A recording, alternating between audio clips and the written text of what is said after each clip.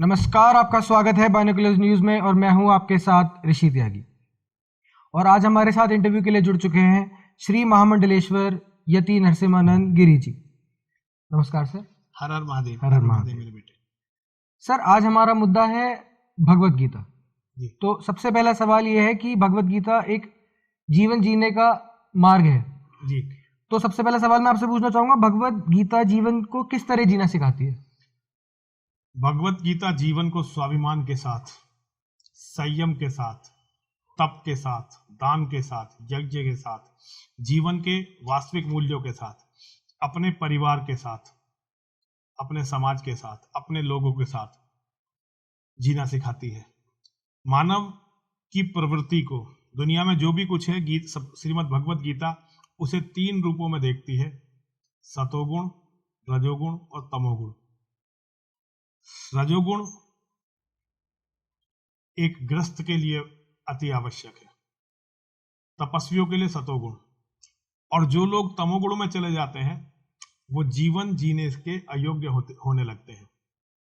तो गीता तमोगुण को कम करके किसी भी व्यक्ति को रजोगुण और रजोगुण के बाद सतोगुण की तरफ ले जाती है। हम श्रेष्ठ बने और हम सबके साथ अच्छा बर्ताव करें, अच्छा व्यवहार करें। हम किसी के साथ भी वो ना करें जो हम अपने साथ नहीं चाहते। लेकिन जब बात हमारे परिवार पर आए, हमारे स्वाभिमान पर आए, हमारे राष्ट्र पर आए, हमारे अस्तित्व पर आए, तो हमें अपने सारे संकल्पों के साथ सारे विकल्पों को त्याग कर शस्त्र धारण करने चाहिए और अपने परिवार की सुरक्षा, अपने परिवार के सम्मान, अपने परिवार के स्वाभिमान, अपने समाज की सुरक्षा, अपने समाज का सम्मान, अपने समाज का स्वाभिमान और राष्ट्र की सुरक्षा, राष्ट्र का सम्मान, राष्ट्र का स्वाभिमान, उसके लिए जो भी हम कर सकें वो हमें करना चाहिए। ये भगवत गीता सिखाती है। जी। कुछ लोगों का ये भी मानना है कि भगवत गीता या महाभारत इनको घर में रखना सही नहीं है। ये जो विदेशी आक्रमणकारी भारत आए, इस्लाम के मानने वाले, उन्होंने अपने ऐसे लोग इस समाज के अंदर छोड़े। उन्होंने भारत के जब राजाओं को हराया तो उन्होंने भारत की आध्यात्मिक पकड़ को, जो हमारे समाज के ऊपर हमारे अध्यात्म की पकड़ थी, हमारे समाज के जो जड़ थी, उसे समाप्त करने के लिए अंधविश्वास हमारे ऊपर ढकेला। उन्होंने बहुत गहन शोध करने के बाद ये पाया कि अगर इस देश के लोग योगेश्वर श्री कृष्ण से, महाभारत से और गीता से जुड़े रहेंगे तो कभी भी कायरता उनके अंदर नहीं आएगी, क्योंकि गीता किसी भी कायर व्यक्ति को दुनिया का सबसे बहादुर व्यक्ति बना सकती है।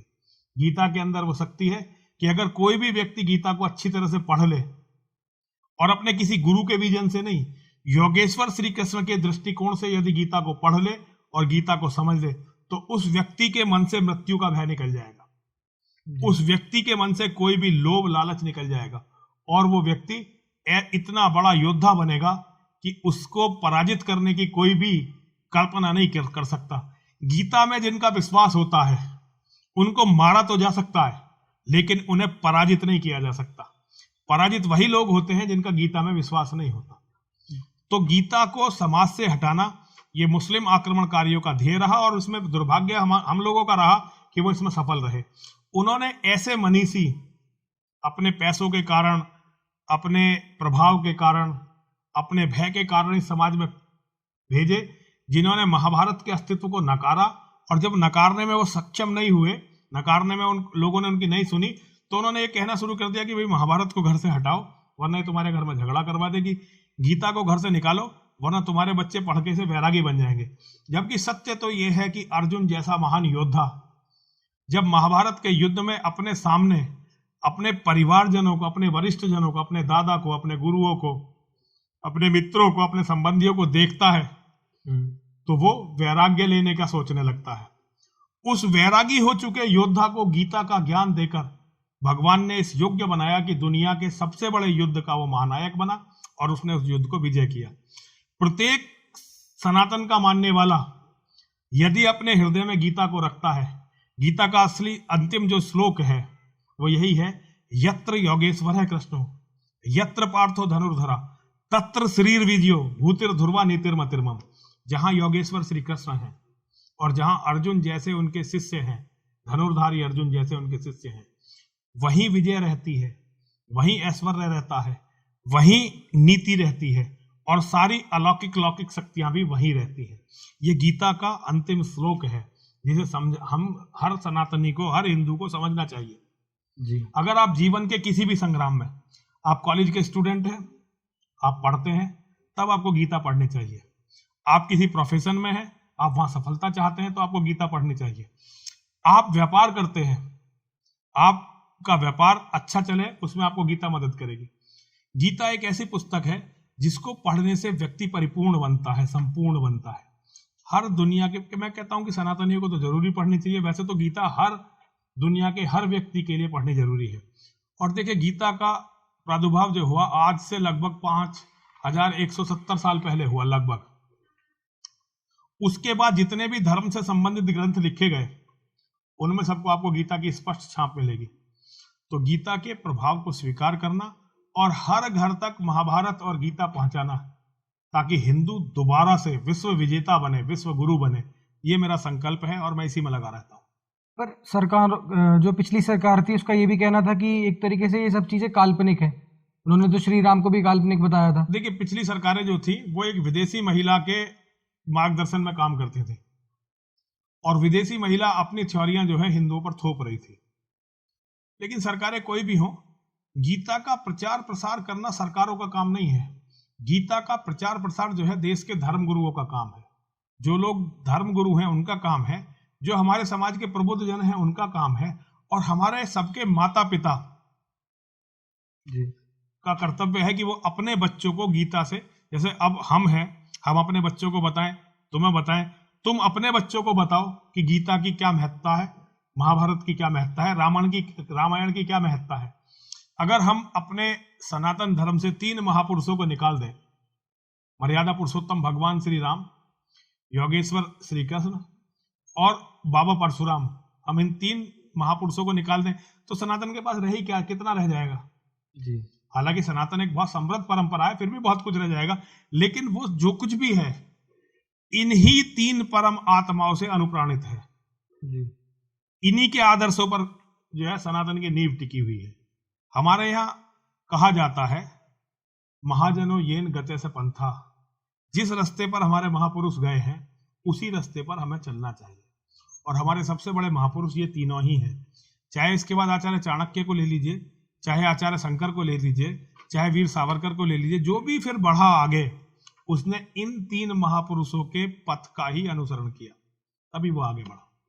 तो आज का जो युग जो है ये साइंस और टेक्नोलॉजी का युग है, पर लोगों का कहना है कि इस युग में इतना एडवांसमेंट आ गया है कि गीता जैसी चीजें अब पुरानी हो गई हैं, ये आउटडेटेड मानी जाती हैं। गीता कभी भी आउटडेटेड नहीं होगी।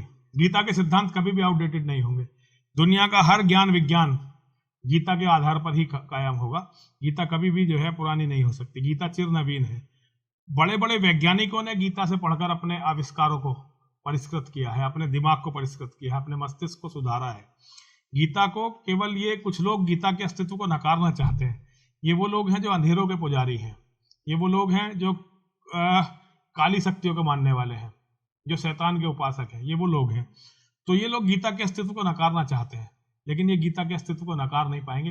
गीता सनातन है, गीता हमेशा रहेगी। कभी भी गीता जो है समाज से हटाई नहीं जा सकी। और वैसे गीता भी कोई नई चीज नहीं थी। योगेश्वर ने वेद के सार को अर्जुन को समझाया था। हमारे जो 4 वेद हैं, उन वेदों के सार को जो है योगेश्वर श्री कृष्ण ने महाभारत के युद्ध आरंभ होने से पहले अर्जुन को समझाया था। उस सारभूत तत्व को ही गीता कहते हैं, श्रीमद् भगवत गीता जी। लेकिन जैसे साइंस एंड टेक्नोलॉजी इतनी एडवांस हो गई है, लोगों का कहना है कि गीता को पढ़ाने वाले भी अब वो पुराने जमाने के हो गए हैं, तो उनका पढ़ाने का तरीका पुराना हो गया है, तो शायद लोग इस वजह से उनके साथ कनेक्ट नहीं कर पा रहे हैं, जुड़ नहीं पा रहे हैं। देखिए, गीता को योगेश्वर ने जिस तरह से बताया था, हम अगर उन्हीं अर्थों में गीता को पढ़ाते रहेंगे तो गीता कभी भी पुरानी नहीं लगेगी। अच्छा। गीता कभी भी पुरानी नहीं लगेगी। हम इसमें कुछ और जब तलाशते हैं तो वो पुराना हो जाता है। योगेश्वर कभी भी पुराने नहीं होंगे, गीता कभी पुरानी नहीं होगी। गीता हमेशा नई रहेगी। गीता को सत्यता के साथ पढ़ाइए। गीता को योगेश्वर श्री कृष्ण के जीवन से जोड़कर पढ़ाइए। गीता कभी भी पुरातन नहीं हो सकती। महाभारत के युद्ध से गीता को जोड़कर पढ़ाइए। गीता जो है एक तरह से एक थ्योरी की किताब है, एक थ्योरी है, सिद्धांत है, जी और इसका जो प्रैक्टिकल है वो महाभारत का युद्ध है। तो जब तक महाभारत के युद्ध को, महाभारत का युद्ध कभी भी पुरातन नहीं हो सकता। महाभारत का युद्ध है जिससे मानवता हमेशा ही बहुत कुछ सीख सकती है। महाभारत का युद्ध सिखा सकता है कि अपने परिवार की महिलाओं को राज दरबार में अगर लाकर नंगा करने का प्रयास करोगे तो उसका परिणाम क्या होगा। महाभारत का युद्ध ये सिखा सकता है यदि अपने भाइयों के हिस्से को मारने का प्रयास करोगे तो उसका परिणाम क्या होगा। महाभारत का युद्ध दुनिया को सिखा सकता है कि राजा यदि अन्यायी और अत्याचारी होने लगे तो किस तरह से जन समुदाय को उनके खिलाफ खड़ा होना पड़ता है, उनको मिटाना पड़ता है। कभी भी ये सिद्धांत पुराने नहीं होंगे। जब तक न्याय और अन्याय की अवधारणा इस दुनिया में रहेगी तब तक महाभारत कभी भी पुराना नहीं होगा। और जब महाभारत पुराना नहीं होगा तो गीता कैसे पुरानी हो सकती है। महाभारत के जो आध्यात्मिक और दार्शनिक मूल्य हैं वो कभी भी पुराने नहीं पड़ सकते। और दुनिया का ये इतिहास है, यदि आप अपने इतिहास को भूल जाएंगे, आप अपने बीते हुए समय को भूल जाएंगे तो समय आपको मिटा कर रख देगा। इतिहास जिसे हम हिस्ट्री बोलते हैं, ये हिस्ट्री शब्द आया लैटिन शब्द हिस्टोरिया से। जी जी हिस्टोरिया का अर्थ है फैक्ट फाइंडिंग, अपने बारे में अधिक से अधिक सत्य का पता करो। हमारे मन में हमारे इतिहास के प्रति वितृष्णा डाली जा रही है। ये बहुत सारी विदेशी शक्तियां हैं जो हमारे मन में हमारे अध्यात्म, हमारे धर्म के प्रति वितृष्णा डाल रहे हैं और हम उनकी चकाचौंध में आकर इसे स्वीकार करते जा रहे हैं। और इसीलिए हम पूरी दुनिया की एक सबसे पराजित कौम बन गए हैं, एक पराजित कौम हो गए हैं। अगर हमें इस पराजित कौम के टैग को अपने से अलग करना है और हमें अपनी कौम को विश्व विजय की तरफ ले जाना है तो महाभारत, रामायण और श्रीमद् भगवत गीता, इसके अलावा आपके पास और कोई रास्ता ही नहीं है। आपको योगेश्वर की शरण में जाना ही पड़ेगा, आपको भगवान श्री राम की शरण में जाना ही पड़ेगा। शरण में जाने का मतलब ये नहीं है कि एक माला ली और उसे घुमाने लगे। शरण में जाने का अर्थ है कि हम उनके सिद्धांतों पर चलें, अपना जीवन योगेश्वर के सिद्धांतों पर काटें। यही हमारा लक्ष्य होना चाहिए, यही हमारा लक्ष्य होना चाहिए। पर एक सवाल ये भी आता है कि लोगों का ये कहना है कि आप बात कर रहे हैं कि उनमें क्या क्या चीजें दिखाई गई हैं। महाभारत में एक ये चीज दिखाई गई कि द्रौपदी का चीरहरण हुआ है। मैं उसी के बारे में बात कर रहा जी। तो लोगों का कहना है कि ये सबसे पहले जो कल्चर है ये हमारा ही था, जिसने एक रेप का जो ये है नहीं, ये हमारा कल्चर नहीं था, ये अपसंस्कृति थी। और इसका दंड देखिए, इसका दंड देखिए कितना बड़ा दंड मिला। जब ये द्रौपदी का चीरहरण हो गया, द्रौपदी के चीरहरण के बाद पांडव वनवास में चले गए जी। तो योगेश्वर श्री कृष्ण जो है उनसे मिलने आए। जब योगेश्वर श्री कृष्ण उनसे मिल लिए पांडवों से तो वो चलने लगे। जब चलने लगे तो द्रौपदी उनके सामने आई। हम जो शक्ति उपासक है, हम द्रौपदी को भगवान कृष्ण से अलग नहीं मानते। वो कृष्ण है और वो काली है। असली नाम जो द्रौपदी का असली नाम था, माँ द्रौपदी का, वो था कृष्णा। अच्छा। और वो यज्ञ कुंड से पैदा हुई थी कृष्णा। तो हम कृष्ण और कृष्णा को अलग नहीं मानते। तो कृष्णा को हम महाकाली मानते हैं और कृष्ण को महाकाल मानते हैं। तो महाकाली ने महाकाल की तरफ देखा और जब महाकाली ने महाकाल की तरफ देखा तो महाकाली की आंखों में आंसू थे। उन्होंने कहा कि कृष्ण, मैं इनके भरोसे पर नहीं आई थी, जो पांडव है मैं इनके भरोसे पर धरती पर नहीं आई थी, मैं तुम्हारे भरोसे पर, तुम्हारे विश्वास पर धरती पर आई थी। और वहां भरी राजसभा में मुझे नंगा किया जा रहा था, मेरा उपहास हो रहा था, लोग मुझ पर हंस रहे थे, मेरा मजाक उड़ाया जा रहा था, तुमने ये होने कैसे दिया। तो योगेश्वर ने ये नहीं कहा कि ये हो जाता है कृष्ण, द्रौपदी ये चलता रहता है, ये तो होता रहता है। योगेश्वर ने कहा, कृष्ण मैं इसका प्रतिशोध लूंगा जी। जब द्रौपदी की आंखों में तो आंसू थे, लेकिन जब योगेश्वर ने द्रौपदी की आंखों में देखा, महासती महारानी द्रौपदी की आंखों में देखा, तो कृष्ण की आंखों में अंगारे थे। और उन अंगारों के साथ योगेश्वर ने द्रौपदी से कहा, द्रौपदी मैं इसका प्रतिशोध लूंगा। और आप ये देखिए, जितने भी लोग उस राज्यसभा में बैठे हुए थे, वो सब कृष्ण के प्रतिशोध के साक्षी बने, कृष्ण के प्रतिशोध के शिकार हुए। एक भी व्यक्ति का वंश छोड़ा नहीं गया, यहां तक कि 5 पांडवों का वंश भी छोड़ा नहीं गया, सबके वंश विनाश कर दिए गए। हमारे यहां तो ये परंपरा है कि अगर तुम किसी नारी का के साथ अपमान करोगे तो तुम्हारे वंश का विनाश होगा जी। हमें लोग अपने रेप से कैसे जोड़ सकते हैं? ये तो जाहिल लुटेरे अरेबियंस जो थे उनकी परंपरा है। हमारे यहाँ बलात्कार थोड़े ही होते थे। हमारे यहाँ नारी बहुत स्वतंत्र थी। हमारे यहाँ नारी अपनी मर्जी से किसी से भी संबंध बना सकती थी, लेकिन हमारे यहाँ बलात्कार नहीं होते थे। हमारे पुरुष को इतने बलात्कार की आजादी नहीं थी। इसकी सजाएं हमारे यहाँ बहुत कड़ी थी, हमारा समाज बहुत मजबूत था। तो ये सारी बातें हैं, हम लोगों को ये बातें पता नहीं है, इसलिए हम लोग उनकी बातें सुनते रहते हैं। एक सवाल ये भी आता है कि ये जो जातिवाद जो है ये गीता ने शुरू किया है। नहीं, गीता ने कोई जातिवाद नहीं शुरू किया। गीता जातिवाद के विरुद्ध है। गीता जातिवाद के विरुद्ध है। गीता कहते हैं कि जब से सब शूद्र होते हैं उनके कर्म ही उन्हें क्षत्रिय, ब्राह्मण या वैश्य बना। गीता जो है, गीता जातिवाद के सर्वदा विरुद्ध है। और गीता कहीं भी जन्म के साथ किसी का टैग लगाने पर गीता प्रतिरोध करती है। गीता में कोई जातिवाद नहीं है। अच्छा, ये गीता जो है आज की डेट में यूथ, इतना हमारा जो युवा है वो दिन भर मोबाइल पे रहता है, तो ये गीता एक किताब ये किस तरीके से प्रेरित कर सकती है? देखिए, ये काम हम सबको मिलकर करना पड़ेगा। हमें यूथ को बताना पड़ेगा कि इस किताब को पढ़े बिना तुम परिपूर्ण हो ही नहीं, तुम संपूर्ण हो ही नहीं। ये ऐसी किताब है, इसे अगर कोई हिंदू, या मैं तो कहता हूँ दुनिया के हर आदमी को पढ़नी चाहिए। जो लोग कुरान पढ़ते हैं उन्हें गीता जरूर पढ़नी चाहिए, ताकि उन्हें पता चले कि उन्होंने उनकी किताबों में क्या लिखा हुआ है और वास्तविकता क्या है। जो लोग दूसरे धर्म ग्रंथ की किताब पढ़ते हैं उन्हें भी गीता पढ़नी चाहिए, ताकि उन्हें पता चले कि भाई तुम्हारे धर्म ग्रंथों में जो कुछ है वो इस किताब से चुरा के लिखा गया है। तो हमें अपने युवाओं को ये बताना पड़ेगा। और देखिए, मोबाइल को सारे दिन हाथ में रखना ये अच्छी बात नहीं है। बिल्कुल, इसके अच्छे परिणाम नहीं निकलेंगे, इसके परिणाम खराब ही निकलने वाले हैं और पूरी मानवता इसके परिणामों को झेलेगी।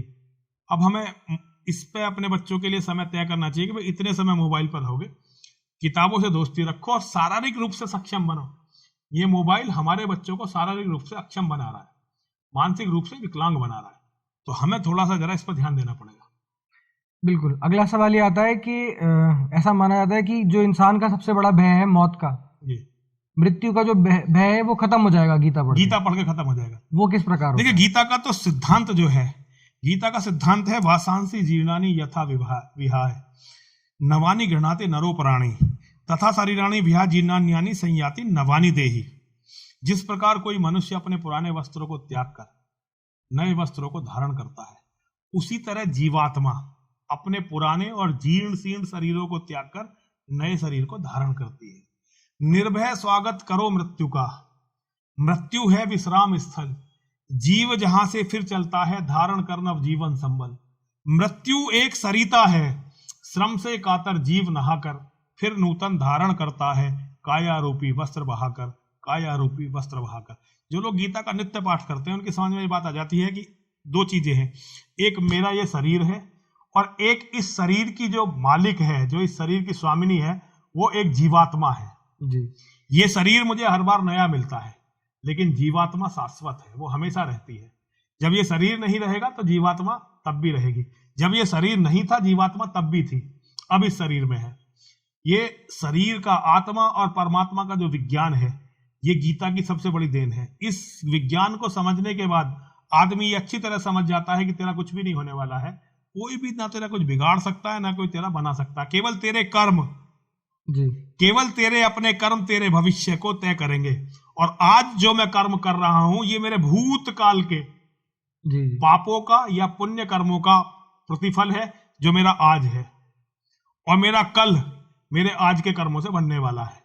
तो जो गीता को पढ़ने लगते हैं उनकी समझ में आ जाता है कि मानव के शरीर में वास करने वाली जीवात्मा अजर और अमर है, उसे ना मारा जा सकता है ना उसे मिटाया जा सकता है। और जो इस विज्ञान को अपने अंदर आत्मसात कर लेता है, किसी भी तरह की मृत्यु का भय उसके मन में नहीं रहता। तो आपका इससे निजी जिंदगी में कुछ फर्क पड़ा? बिल्कुल, मैं इतना निर्भय, इतना अभय जो बना केवल गीता के कारण। केवल योगेश्वर की गीता ने मुझे बताया कि मेरी मृत्यु मेरा अंत नहीं है।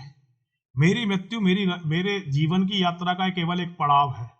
उसके बाद मुझे आगे जाना है जी, इसके बाद मुझे आगे जाना है, और आगे जाने के लिए मुझे नए साधन, नया शरीर मिलने वाला है। तो मैं तो चाहता हूं, मैं तो मृत्यु को गले लगाना चाहता हूं, क्योंकि मृत्यु के बाद का जीवन वो नया जीवन आएगा। अब मेरा शरीर वैसे ही बूढ़ा हो गया, जीर्ण शीर्ण हो गया, तो इस शरीर से बहुत लगाव नहीं है मुझे, और ये मुझे गीता ने सिखाया। अगर मैंने गीता को ना पढ़ा होता, और गीता पढ़ना इतना इंपॉर्टेंट नहीं है जितना गीता को आत्मसात करना है। गीता को अगर आप आत्मसात कर लेंगे तो आपको फिर मृत्यु का कोई भी भय नहीं रहेगा, फिर दुनिया का कोई भी व्यक्ति आपको डरा नहीं सकेगा। इसीलिए मैं हिंदू युवा, अगर आप, मैं मानता हूं अगर मृत्यु के बाद आपकी आत्मा किसी दूसरे धर्म की शरीर को अपनाती है, नहीं, वो तो मेरे कर्मों का परिणाम है ना। मैं तो कभी दूसरे धर्म में जा ही नहीं सकता। अच्छा, क्योंकि मेरे जो कर्म है, वे कर्म ही मेरे भविष्य को तय करेंगे ना। मैं इससे पहले भी लड़ता रहा हूं इस्लाम से, मैं इससे पहले भी लड़ता रहा हूं जिहादियों से, मेरा कोई पहला जन्म थोड़ी है। मैं जन्म जन्म से इनका शत्रु हूं, मैं जन्म जन्म से इनसे लड़ रहा हूं, और आगे भी जब तक मैं इन्हें खत्म नहीं कर देता तब तक मेरी लड़ाई चलती रहेगी। मैं कोई ऐसा थोड़ी हूं कि मैं मरूंगा और फिर कब्र में गड़ जाऊंगा, फिर कयामत तक का इंतजार करूंगा। मैं तो आज मरूंगा, कल मेरा दूसरा जन्म होगा, फिर मैं थोड़े दिनों में बड़ा हो जाऊंगा, फिर मैं लड़ने लगूंगा। जब तक मैं अपने इन शत्रुओं को, मानवता के शत्रुओं को, धर्म के शत्रुओं को मिटा नहीं देता, जब तक मेरी यात्रा समाप्ति नहीं होगी। तो मैं कहीं दूसरे धर्म में नहीं जाने वाला। जी। अच्छा, आज की जो सबसे बड़ी मेंटल सिकनेस मानी जाती है वो डिप्रेशन है। जी। लोगों का कहना है कि लोग या तो बहुत डिप्रेस्ड रहते हैं अपनी लाइफ से, या बहुत ज़्यादा एंगर मैनेजमेंट, क्रोध, इसका बहुत बड़ा समस्या बन गई है। हम इंडिया में नया शुरू हुआ है, हमारे भारत में अब देखा गया है कि लोग साइकोलॉजिस्ट के पास जाते हैं डेली। तो कुछ लोगों का कहना है कि इसका एक ऑल्टरनेटिव ये भी निकाल सकते हो आप कि आप सिर्फ गीता पढ़ो। गीता, इसका देखिए, गीता में योगेश्वर ने एक वादा किया है, सर्वधर्मान परित्यज्य माम एकम शरणम व्रज अहम त्वाम सर्व पापेभ्यो मोक्षयिष्यामि मा शुचः। सब तरह के धर्मों का परित्याग करके मेरी शरण में आ जा। मेरी शरण में आ जा का मतलब जो मैं तुझसे कहता हूं वो कर।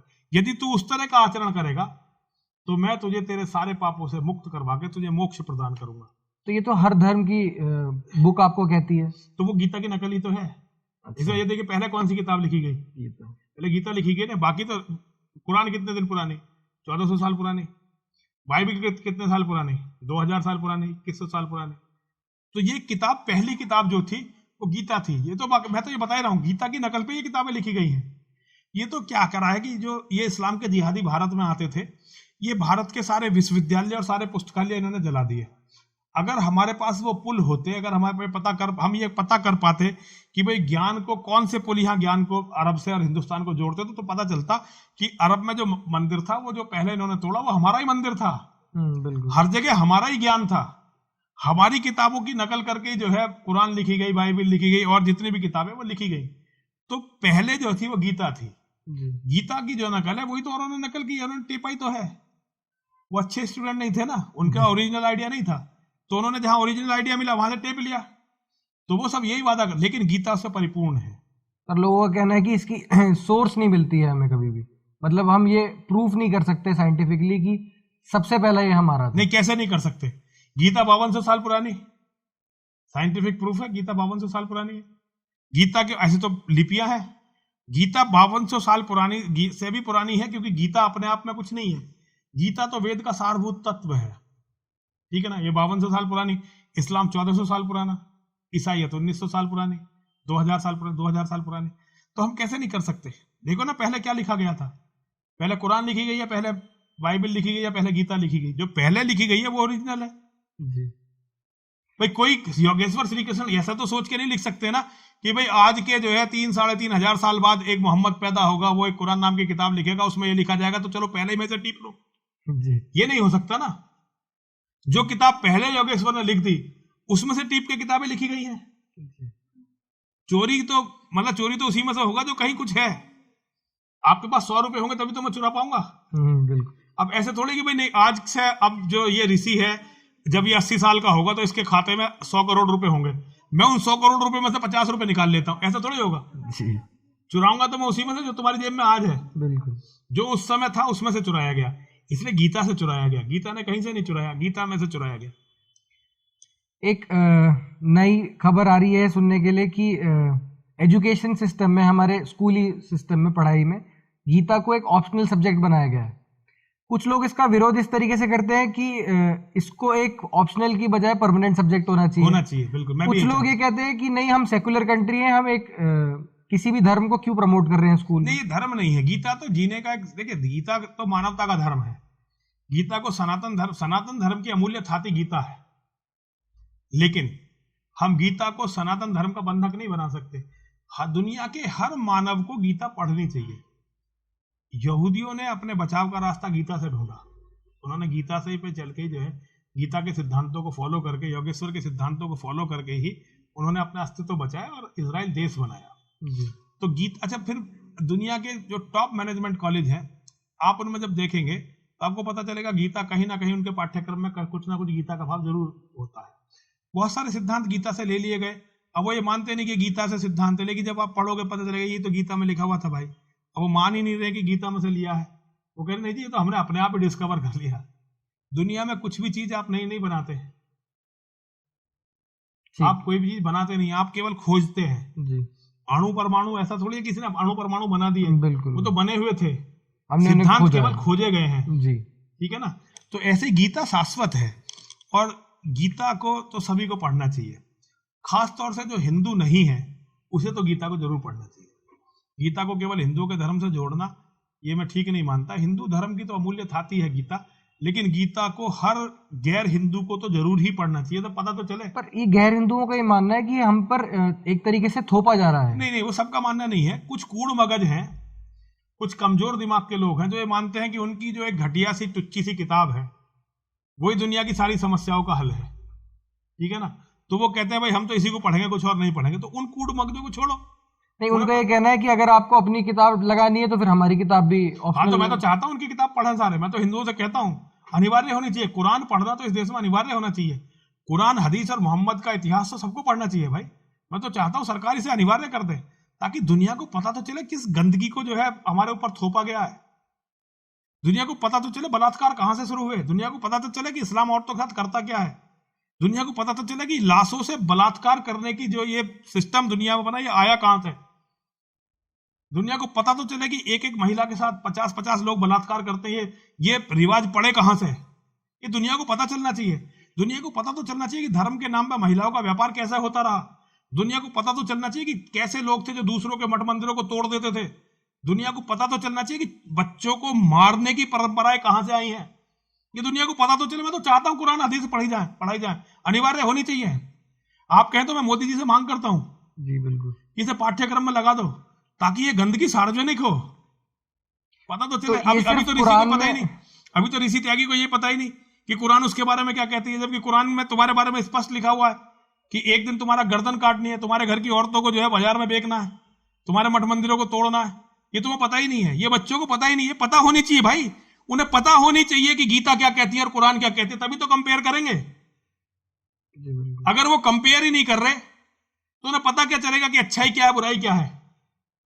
जब तक ऊंट पहाड़ के नीचे आएगा नहीं, ऊंट को पता कैसे चलेगा कि दुनिया में कितनी ऊंची ऊंची चीजें हैं। बिल्कुल। अच्छा, ये तो होगी बात सिर्फ कुरान की। कुरान के अलावा जैसे आप बाइबल की भी बात कर रहे हैं, क्या बाइबल भी एक तरीके से हमें ह्यूमैनिटी को प्रमोट करने नहीं देती? देखिए, ईसाई बाइबल से निकल चुके हैं। बात ये नहीं है किताबों में क्या लिखा हुआ है। ईसाइयों की जो कौम है वो बाइबल से निकल चुकी है। उन्होंने पिछले 300 साल में अपने आप को बहुत सुधारा है। आप किसी भी ईसाइयों के देश में जाके देखिए, वो बहुत ओपन उन्होंने एक सोसाइटी खड़ी कर ली है और वो बाइबल की सीमाओं को बहुत पार कर चुके हैं। जैसे हम तो गीता को मानते ही नहीं है, लेकिन ईसाई बाइबल को मानते हुए भी उसकी सीमाओं से निकल चुके हैं। दुनिया में केवल एक ही कौम ऐसी है जो अपनी 1400 साल की पुरानी गंदगी को छाती से लगाए हुए है। बाकी समाज दुनिया के लिए खतरा नहीं है। बाइबल आज दुनिया के लिए कोई खतरा नहीं है जी, तो हमें बाइबल से घबराने की जरूरत नहीं है। तो आपका हिंदुस्तान की, भारत की पूरी जनता को एक क्या संदेश देना चाहिए? मेरा भारत की जनता को संदेश देना है कि वो गीता को पढ़ें और गीता को अपने जीवन में धारण करें और ये समझें कि परिवार के सम्मान से बढ़कर, परिवार के स्वाभिमान से बढ़कर, परिवार की सुरक्षा से बढ़कर कुछ भी नहीं होता। गीता जिस युद्ध में दी गई थी उस युद्ध का नाम है महाभारत। महाभारत का आरंभ होने से पहले योगेश्वर श्री कृष्ण ने अपने परम शिष्य अर्जुन को माध्यम बनाकर ये गीता संपूर्ण मानवता को दी थी। संपूर्ण मानवता को, किसी एक व्यक्ति को नहीं, संपूर्ण मानवता को। लेकिन वो महाभारत का युद्ध क्या था? एक परिवार के सम्मान के लिए, एक परिवार के स्वाभिमान के लिए, एक परिवार के अस्तित्व के लिए लड़ा गया युद्ध, जिसमें एक महिला की दुर्गति का प्रतिशोध भी शामिल था। तो हमें इन मूल्यों को भूलना नहीं है। हमें योगेश्वर के मूल्यों को मानते हुए, योगेश्वर के मूल्यों की चिंता करते हुए, उन पर चिंतन करते हुए हमें अपने परिवार का अस्तित्व बचाना है, अपने परिवार को मजबूत करना है, अपने परिवार को शक्तिशाली बनाना है। और जैसे योगेश्वर ने अपने शिष्यों को आदेश दिया था कि पूरी दुनिया से अस्त्र शस्त्र का संचय करिए ताकि वक्त आने पर आप अपनी रक्षा कर सकें, अपने परिवार की रक्षा कर सकें, वही संदेश मैं सारे हिंदुओं को देना चाहता हूं। और एक मैसेज मैं चाहता हूं आप उन लोगों को दीजिए जो ये कहते हैं कि ये हमारे जितने एपिक्स हैं, महाभारत, रामायण, हमारी गीता भी, ये काल्पनिक है। देखिए, अब मूर्खों का तो कोई इलाज है नहीं। जी। वो कल को अपने बाप को काल्पनिक बताने लगे तो इसमें मैं क्या कर सकता हूँ। सत्य तो ये है कि महाभारत और रामायण को अगर आप भारत के जनमानस से निकाल दें तो भारत में रह ही क्या जाएगा फिर। और बल्कि मैं तो कहता हूँ संपूर्ण मानवता के पास ही क्या रह जाएगा। ये कभी भी काल्पनिक नहीं थे, ये हमारे जगमगाते हुए शानदार और भव्य इतिहास का एक हिस्सा थे। उसी तरह से हमें इन्हें स्वीकार करना चाहिए। यति जी बहुत बहुत धन्यवाद हमसे हर जुड़ने के हर लिए। महादेव, हर हर आपकी महादेव। सदाई जय हो। हर हर महादेव। देखते रहिए बायनोकुलर्स न्यूज।